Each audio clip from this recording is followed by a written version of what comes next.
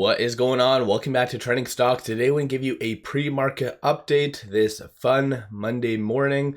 I want to go over everything that you need to know and where big money is gravitating towards. Before we get into any of that, make sure to hit that thumbs up. And with that, let's get right to it.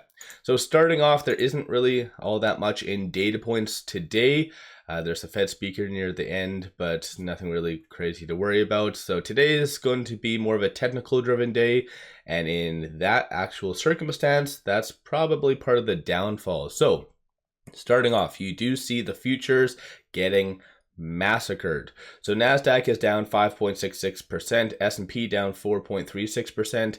So there's just a massive amount of fear. And there's quite a lot of different attributing factors. Some people have messaged me and said, hey, what's up with the market? Like what is the root cause?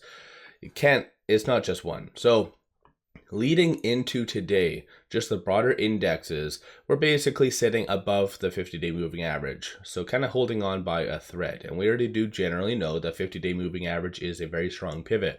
Whenever the market does generally in the past break below that, results in about like a 15% at least pullback. So the technicals on a larger scale were kind of just holding on by a thread, like I kind of insinuated. Tech has been signaling also slowing, data coming out from consumers showing that their buying power is diminishing. And you do also see at the same time a lot of different rotations happening in the broader market. And I have brought this point up in the past because I think there was some optimism, even myself, that there was going to be some rotation from money markets to equities, which would be huge. But the opposite happened. Money actually increased in money markets, showing that confidence in equities isn't there. And that obviously I think is just linked to the Fed's acting too late on interest rates. So I'll give you guys a very quick overview of that. So right now there is, for the September 18th meeting, a 80.5% likelihood of a 50 basis point cut, and then a 19.5% likelihood of a 75 basis point cut. So yeah, all in all, the market is in panic mode, extreme panic mode. So kind of just prepare yourself for the worst, because yeah, the worst is about to potentially come in the next little bit. So starting off, fear and greed index is still under the fear category, hasn't really moved to the extreme fear. I do anticipate once the market opens that to happen, so kind of just be prepared. SoFi, no actual news, no SEC filings. It is getting a lot of volume. I think it's the sixth most heavily traded stock so far this morning. Anticipate shorts to be very active today, very heavily shorted. So 16.73% of the free floats being shorted, works out to be 174 million shares. Some points to watch for with it right now at $5.92. It is trading between this S3 and this S2. So $5.34 is going to be that next strong support that you'll want to watch for. Kind of crazy. 607 might be that kind of resistance / target that you'll see more of a value run potentially happening with SoFi. I can't say with confidence that there is going to be a full buy the dip moment occurring. So just kind of take note of some of the strong support and resistance points.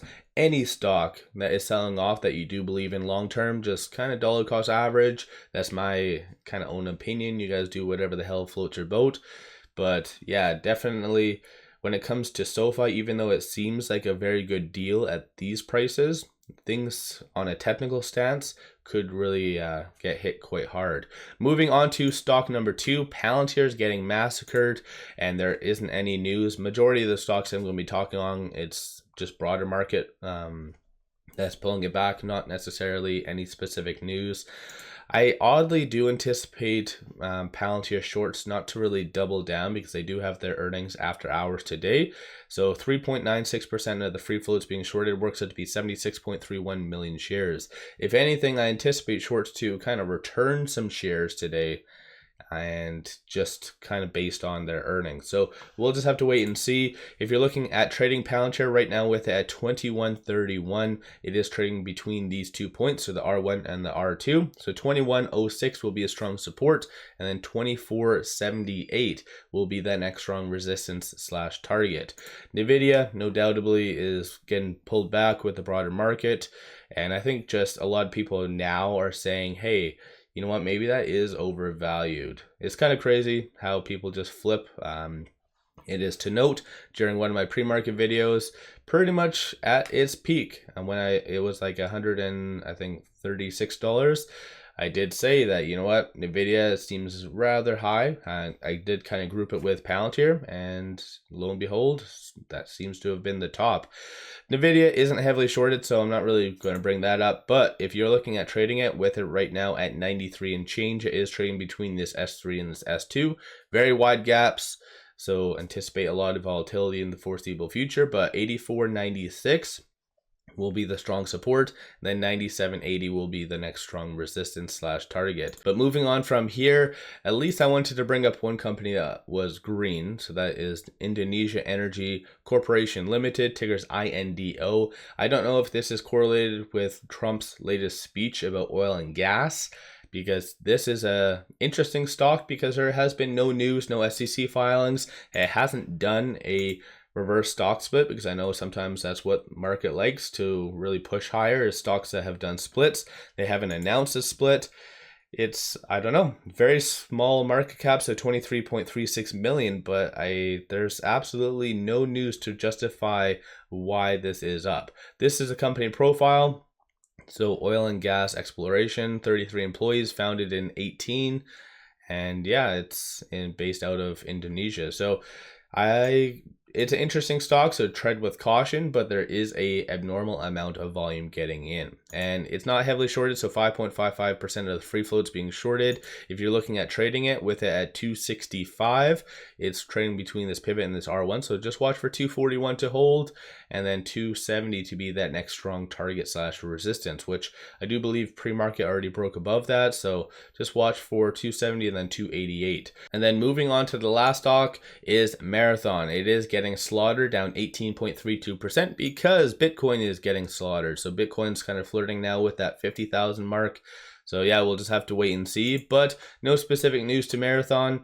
It's just on a technical stance. Same goes for the broader market. It was kind of holding on by a thread, so the thread broke today, so now we are going to be in a significant pullback. It's somewhat heavily shorted, so 24.44% of the free floats being shorted, works out to be 71.21 million shares. Anticipate shorts to really increase with Marathon, but if you are one of those individuals that wants to trade it with it right now at $14, it is trading between this S3 and this S2.